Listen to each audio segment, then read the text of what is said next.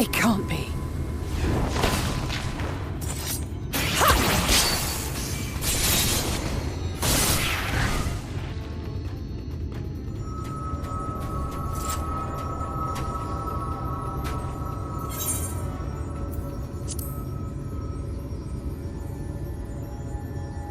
I had it under control, right up until the moment I didn't. I'll do better next time. I knew you'd turn up sooner or later, but I had been hoping for sooner.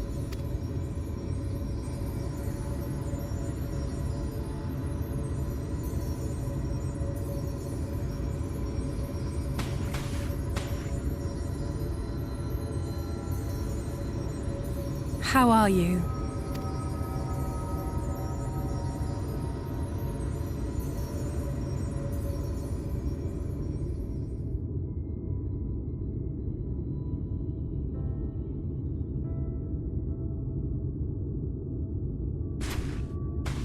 We've fought them to a standstill, then.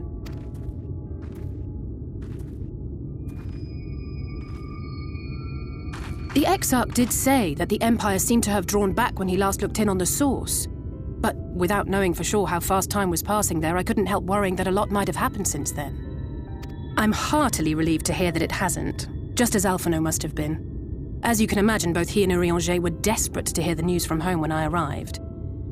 I haven't actually seen Thancred and Y'shtola yet, but they will have heard all the latest developments from the Exarch by now, or should have at least.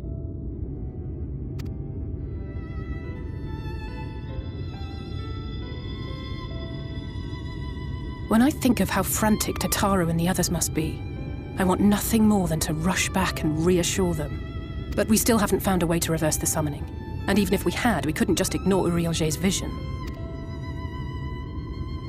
He may use 10 words where 1 would suffice, and they may often obscure as much as they reveal. But on this matter, he was as clear as day. I do not doubt for one moment that he saw what he claims. Nor how difficult it must have been to speak about them. The 8th Umbral Calamity and your death aren't exactly topics for idle conversation. As much as I might want to go home, I don't want to go home to that. We can't allow the rejoining to happen, which means we have to save the first from the Sin Eaters.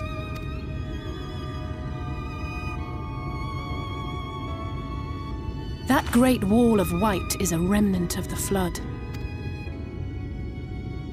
100 years ago, the balance in the First tipped decisively in favor of light.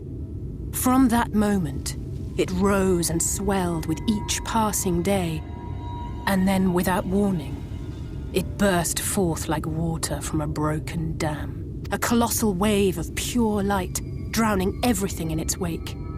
Only Norvrant was spared. For the most part, living things are composed of ether of various different aspects, but when exposed to such a flood, their etheric harmony is shattered, and their natural form breaks down. Then they either perish, or are warped into mindless abominations.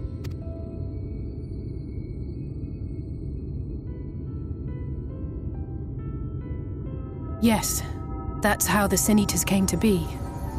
They were once living creatures, or people, that were caught in the path of the Flood. Once the change is wrought, there is no going back. In that instant, they are gripped by an insatiable appetite for ether, and will happily gorge themselves on any living thing within reach. But even that is not the worst of it. The stronger Sin Eaters can plant light in us, like seeds in soil, corrupting our ether and triggering the birth of new monstrosities.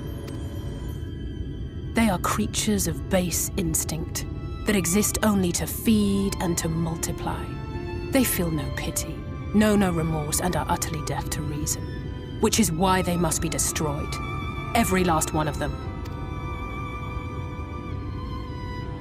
The infirmary is full of the Sin Eaters' victims, left here to spend their final hours waiting for the change to overtake them.